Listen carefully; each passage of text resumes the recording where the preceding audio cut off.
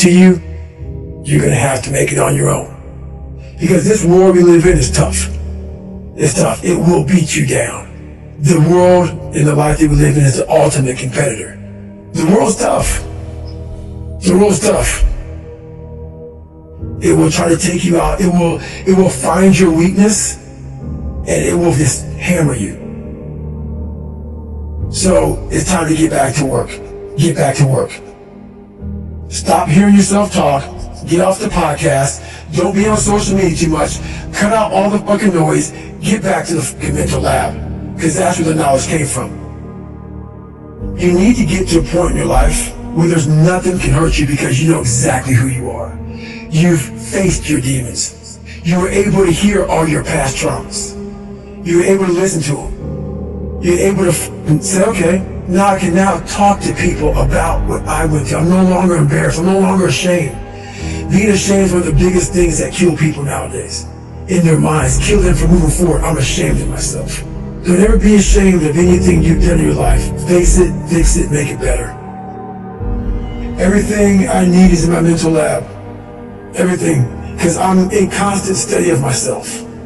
And I know what needs to be conquered because I'm constantly going through what I don't like, what I'm not comfortable with. I know, and only I can fix these problems because I have to face these problems. Unchosen suffering is going to happen, right? So the only thing that you can do is have some chosen suffering to prepare for it. It's the only thing you can do. That's the only thing you can practice for the unchosen suffering. It's that chosen suffering. Do something that sucks every day. I'm not trying to send a message of run 200 miles, be the best motherfucker in the world, but be tough. You better have a part about you that's tough, a part about you that can break down situations and get better. And break down situations very quickly within some trauma in your life, some devastation in your life, because it's going to come. The devastation, the trauma is going to come, and you can't allow that to become a Jersey barrier. It can't be a Jersey barrier. It has to be something that you can maneuver through very quickly and move forward. That takes a lot of toughness. So a lot of people, when you die, they figure out why you died. They figure out how you died. In the autopsy. But we never do a live autopsy to figure out why we're dying while we are alive. And I was dying. I was living every day. But I was really dead. And so I figured it out. And once I figured it out, I was able to be born. I was able to be reborn. You must take this knowledge that you learn from all this shit is knowledge. So I'm just trying to give people that strength to go in the archives of your life. Because while you're probably f***ed up, there's probably something happened to you in your life. Go through the archives, dig it up, study it, and then use it for yourself. That's the main purpose for me right now. You need to be better here, you need to be better here, you need to overcome this, overcome that. And people need to have purpose to get up. They need purpose to perform. You need to get to a point in your life where there's nothing on the docket. There's no 5K, there's no, I'm gonna get into school to be this or that, and still perform to the highest level. Because what people don't get is one day that thing's gonna come up. And if you're not constantly performing without purpose, you're not gonna be ready when the time comes. It's this magical thing, purpose, that we're all looking for. But what's funny about it all is that we need these things to perform. But we don't take a second to realize the purpose is always there. The purpose never leaves us. Because the very purpose is you. You are always the purpose. There may be another purpose, like being a SEAL or going to college or whatever, but the main purpose in life is you. So if you wake up in the morning and you don't want to do something, you don't care enough about yourself. And that's what you need to really research is, why am I not doing this for myself? Because that is the number one purpose in life, is to better oneself. So that's the only purpose I can meet. So the reason I get up every day, even though there's no race or there's no school or there's nothing in front of me, is because I have pride in myself. I was born David Goggins. David Goggins wasn't good enough. He was a scared, bullied, abused kid who struggled in life. And that kid, whenever something got tough, no matter how hard I trained, no matter how ready I was, whenever something got tough for me, David Goggins, the real David Goggins, would come out and he would quit. So I realized this over a period of time. So I had to build Goggins. And in that process, that's where I get better.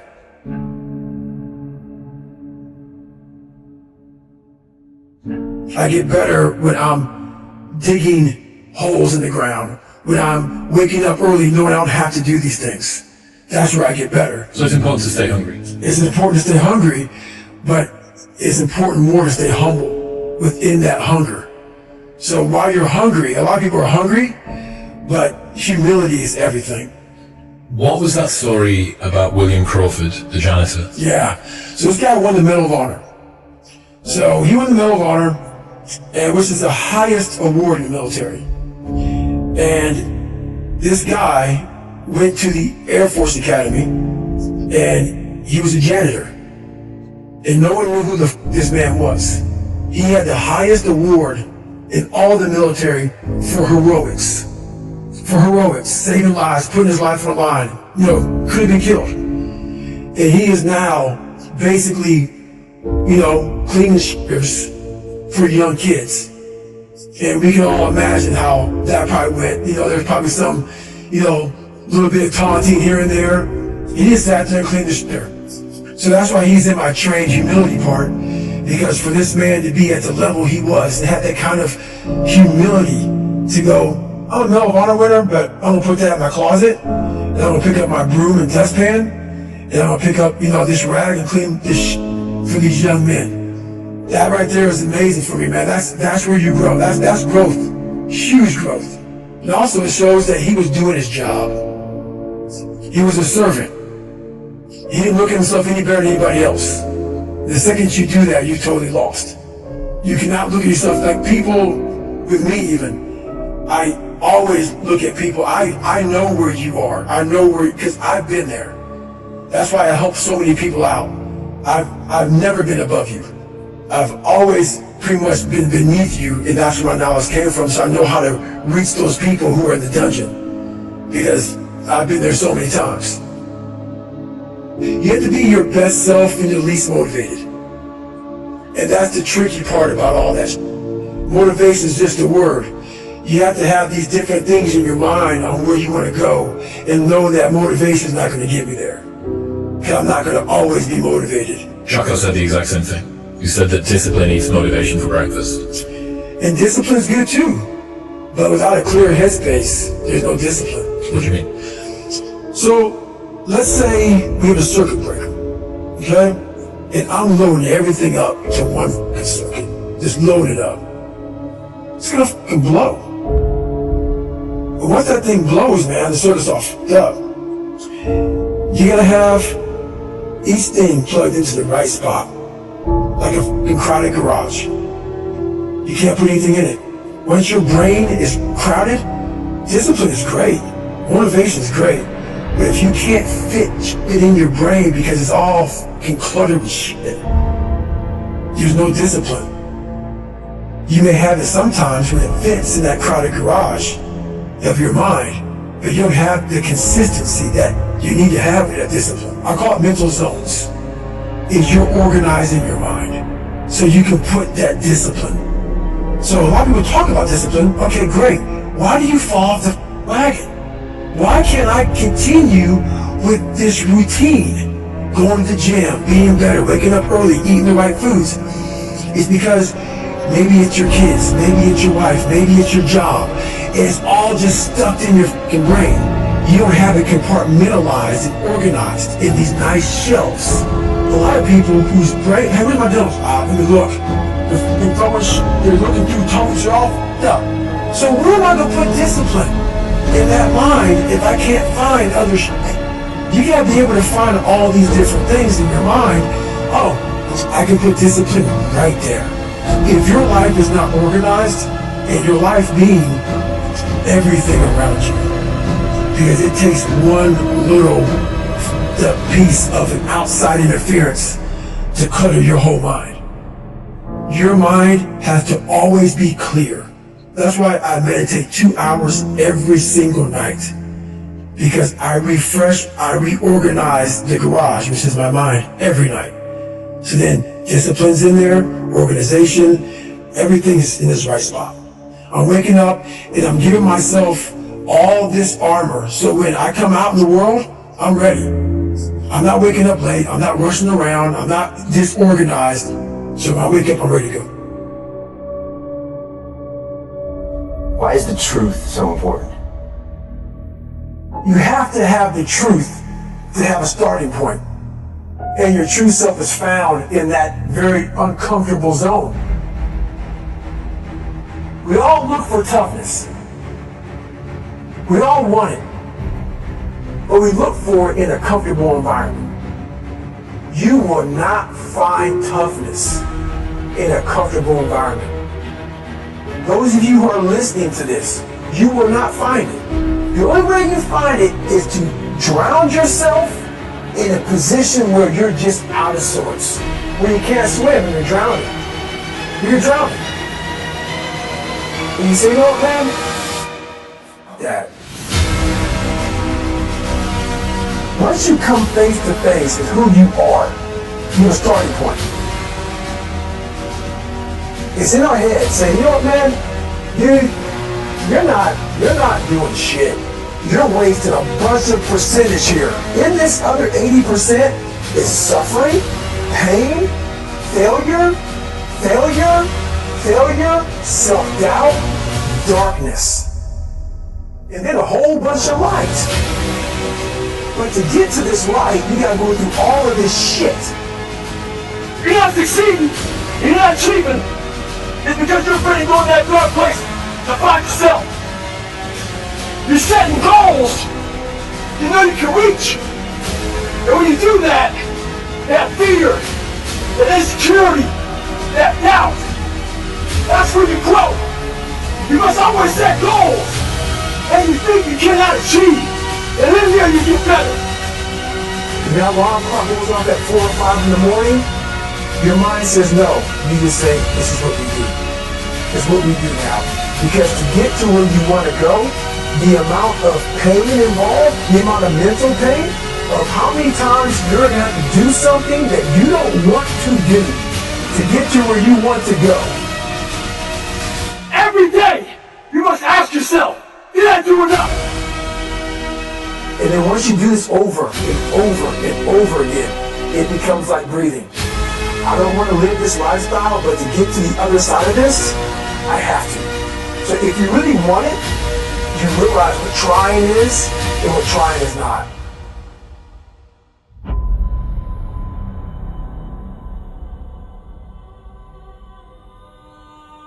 Your brain is the most powerful weapon in the world.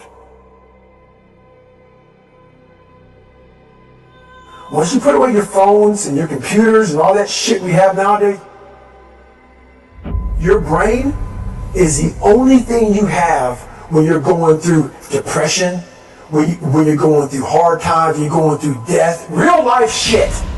You can't Google that shit, man. You're alone.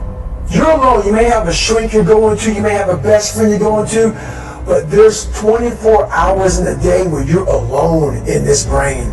And your brain is talking to you in all kinds of ways. And it wants to control you, pull you in these different pockets. If you can't control your own brain, and your brain controls you, you're fucked. You gotta tell your brain where you want to go and how you want to go and how you want to get there. You gotta control it. If not, it's over. It's over. All I knew back then was hard work. You gotta work hard. You gotta work hard. I can't get this paragraph. I can't remember what the fuck's this paragraph to pass this test to get in the military. Read it again. Still not getting it. Read it again. But if you're not getting it, write it out. And that's how I started learning.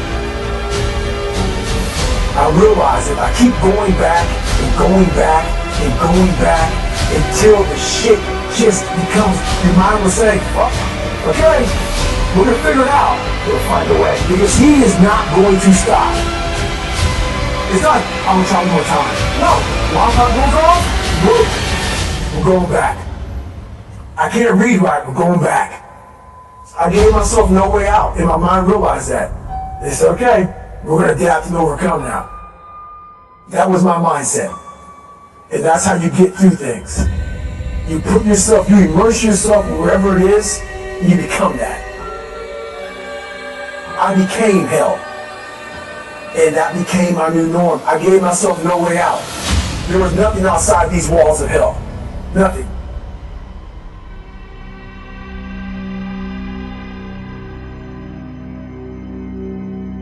I watched this segment on TV about these guys going through Navy SEAL training. And I couldn't even, I wasn't a great swimmer, I was afraid of the water, all this crap, man. I saw these guys just quitting. But at the very end, it says 22 guys, his commanding officer's up there, and he gives this great speech. So I started visualizing me being the 23rd guy, sitting there with these guys. I said, man, if I could feel that, that would change my life. And what was that feeling you wanted so bad? Respect? Accomplishment? Victory. I wanted to win. Not like beat somebody else. It wasn't about that. I just wanted to go the distance.